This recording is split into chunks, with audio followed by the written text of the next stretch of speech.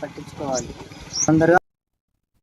పశ్చిమ గోదావరి జిల్లా భీమవరంలో కేంద్ర ప్రభుత్వ వైఖరికి వ్యతిరేకంగా విద్యార్థి ప్రజా సంఘాలు నిరసన చేపట్టాయి.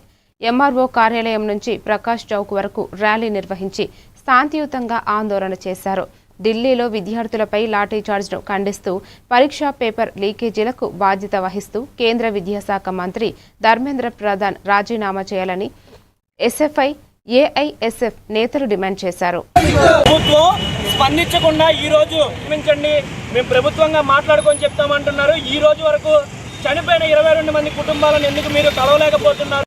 జరిగిన చెలో పార్లమెంట్ సందర్భంగా అక్కడ ఒక విద్యార్థి పైన పోలీసులు భౌతికంగా దాడులు చేయడం, లాఠీ చార్జీలు చేయడం వల్ల ఒక విద్యార్థిని నిన్నటి వరకు వెంటిలేటర్ పై చికిత్స పొందుతూ ఈరోజు ఉదయం నిన్న మధ్యాహ్నం సమయంలో ఆవిడ చనిపోయింది.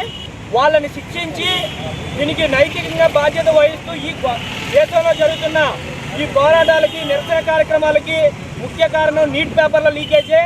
దీనికి ప్రభుత్వం వెంటనే నైతిక బాధ్యత వహిస్తూ ధర్మేంద్ర ప్రధాన్ చేత రాజీనామా చేయించాలి.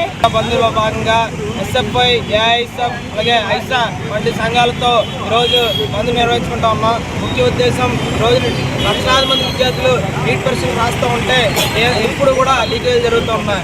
నరేంద్ర మోడీ గారు కూడా 1987లో కూడా ఇదే విద్యా సంఘంలో ఆయన పనిచేసినప్పుడు, వేరే విద్యా సంఘాలు పనిచేసినప్పుడు ఆయన కూడా నీట్ పేపర్ లీకేజ్ అయినప్పుడు మరి ఎన్నో లాఠీ దెబ్బలు, తోటల దెబ్బలు తిన్నప్పుడు అప్పుడు దేశం ద్రోహులను రానప్పుడు ఇప్పుడు ఎందుకు వస్తుందని మీ సందర్భంగా తెలియజేసుకుంటా. అక్కడ ఢిల్లీ పోలీసులతో ఆయన మీద దాడి చేపించి ఆయన్ని మరి హాస్పిటల్లో అడ్మిట్ చేయడం జరిగింది. అలాగే మొన్న సోమవారం సంబంధించి ఈ దేశవ్యాప్తంగా యువకులు, విద్యార్థులు, వివిధ ప్రజా సంఘాల నాయకులు లక్షలాది మంది మరి ఢిల్లీ జంతర్ మంతర్ వద్ద శాంతియుతంగా పార్లమెంట్ మార్చి నిర్వహిస్తుంటే ఇప్పుడున్న నరేంద్ర మోడీ ప్రభుత్వం మరి వీళ్ళని అన్యాయంగా లాఠీలు, తోటాలతో కూడా వీళ్ళందరినీ అనేక గొడ్డులు బాదినట్టు పరిస్థితి ఉంది. మరి అసలు ఏఎస్ఎఫ్, ఐసా అలాగే ఏఎస్ఎఫ్